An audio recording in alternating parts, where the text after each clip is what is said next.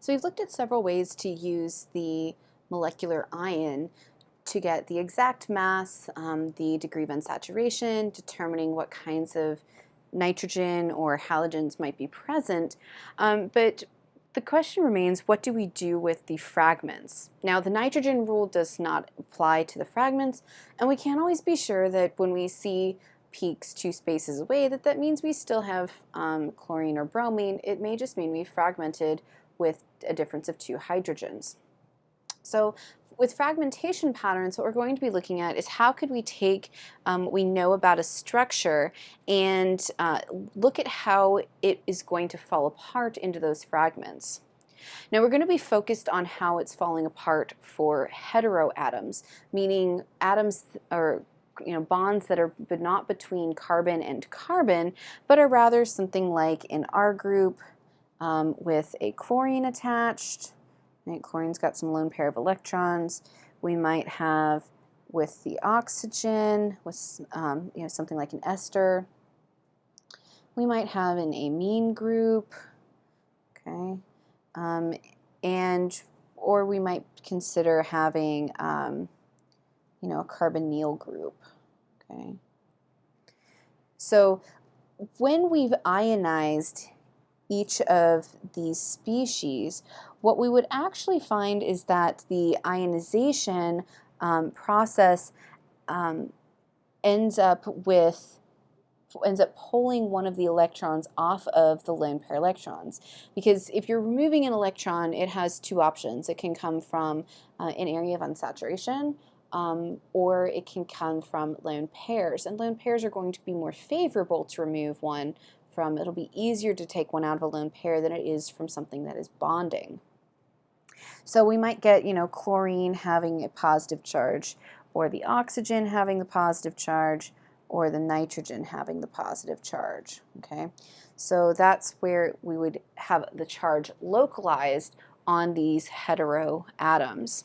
And now the question is, how does this lead to fragmentation? And so we're going to be doing a lot of movement of electrons here. Now I'm going to call this heteroatom, regardless of what it is, I'm just going to indicate that as being a Y as I draw these out.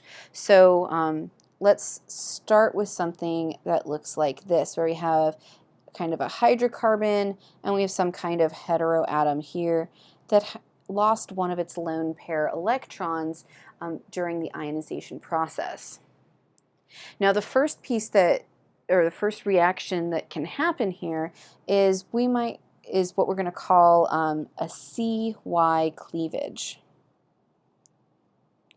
And this is exactly as it sounds. What we're going to end up doing is cleaving this bond between the carbon and our heteroatom. Now in doing this here, what we're going to have happen is we're going to take both of the electrons and drop them on the Y. Now we already count one of them towards its stability. It gets another electron, and so now this Y here is a neutral, and we're left with our other piece here having a positive charge. Okay, I've drawn that kind of big. I should make my positive charges a different color so we can see where they're going. Okay. So now we have a positive charge here. This is the fragment that we're going to see. This neutral we will not see, right? This is that radical neutral. Okay, and in doing this, we're going to move, again, both electrons are going to move onto the heteroatom, which is going to leave as a neutral, and we're left with the positive charge on the remaining group. This is called a CY cleavage. So when you're looking at what kind of group did we lose the heteroatom?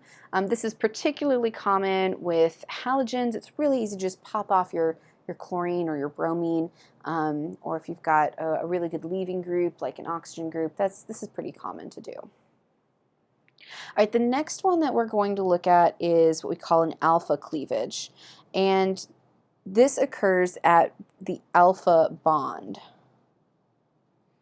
So what is an alpha bond? So if we're looking at, again, kind of our starting molecule, an alpha bond is, I should do that positive charge red again. There we go. Be consistent.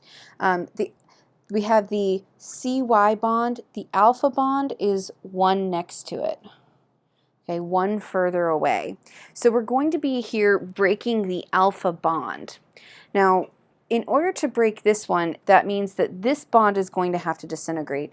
But we can't just take those two electrons and move them all the way over here. There's not enough space for two electrons, right? There's only enough space. We've only pulled one out here, so we can only take one of the electrons and move it. So I'm going to move one electron there, and we would kind of combine that with one electron here. Notice these are half arrows. Again, we're only moving one electron at a time. Now this other electron is going to remain on the R group. So now, once this happens, we have the R group that has a radical, and we have our C group double bond to our hetero atom. Now, where is the positive charge here? Okay, we haven't actually added extra electrons to the Y. We've stabilized it somewhat, so it's no longer a radical, but we still have the positive charge hanging out on the hetero atom. The hetero atom is now simply double bonded to the neighboring carbon. And we've got a radical neutral present. So this is neutral, and this is what we'll see on our mass to charge spectrum. So that's your alpha cleavage. This is particularly common with amines. They're very common to do this alpha cleavage, and you get this amine group here with a single carbon attached, and whatever was attached to that carbon. Okay. All right, the final cleavage that I want to show you here is what we call an HY elimination. Okay, now it is, again, like it sounds, we're going to eliminate the hetero atom and a hydrogen from the molecule. This is sometimes also called beta cleavage, but I don't think that's quite as accurate as a name as the HY elimination. And I'll show you why here in a second. So here we're going to start with our hetero atom attached to a carbon. We need to have a carbon that has a hydrogen attached to it one away. So it's not a hydrogen that's immediately present on the first carbon, but it's if you have an alpha carbon and have this hydrogen bond, so here's my alpha bond here, here's a beta bond. We need a beta hydrogen in order to make this happen. Okay, we have an electron here and our positive charge on the Y. And we're going to do some electron reconfiguration here. So how does this work? We're going to take the hydrogen and our radical, and we're going to form a bond there. That's going to be our HY formation. But we need to eliminate this. And so to eliminate that, they're going to take the two electrons from the carbon and take them and leave. Okay, so those two go up there. This last electron here can form a radical on this carbon, but remember now this carbon is lacking in electrons, so this one lonely little electron is going to kind of be shared between the two carbons. All right, so we've made this bond here between the H and the Y. So I have a product that's HY, and we've pulled two electrons off there, so it now has its lone pair back, and this is going to be a neutral. Our other remaining piece here has the carbon to the carbon, and where we took the Y off one and the H off the other, we now have a lone electron and a positive.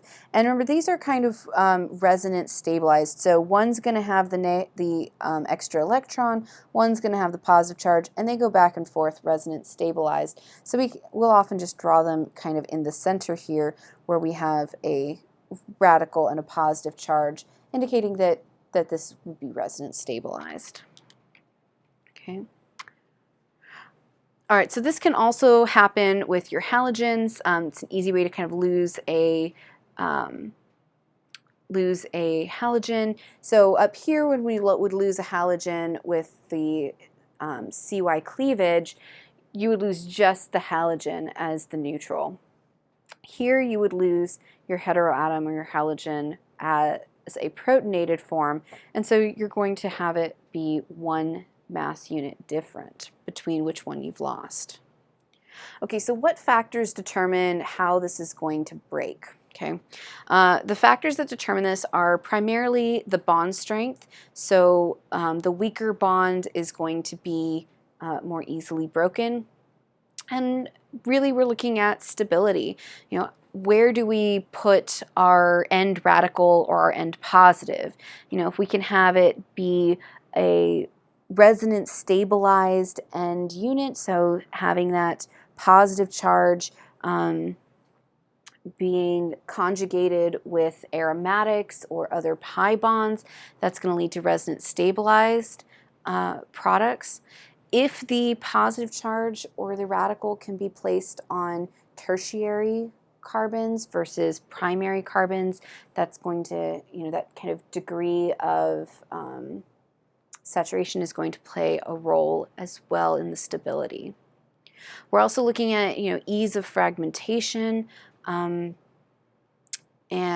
you know, aromatics are going to be not easily broken. Alcohols are going to come off pretty easily.